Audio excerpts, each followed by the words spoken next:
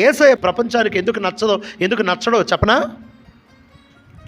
మీరు ఒక హైందవ సహోదరుని పట్టుకొని, సార్ యేసు ప్రభు గురించి మీ అభిప్రాయం ఏంటి అని అడిగితే వాళ్ళు అంటారు, ఆయన మంచి ఆయన అండి, ఆయన అవతార పురుషుల్లో ఒకడని నమ్ముతామండి, ఆయన సద్గురువు అండి, మంచి మాటలు చెబుతాడండి అని హైందవ సహోదరులు అంటారు.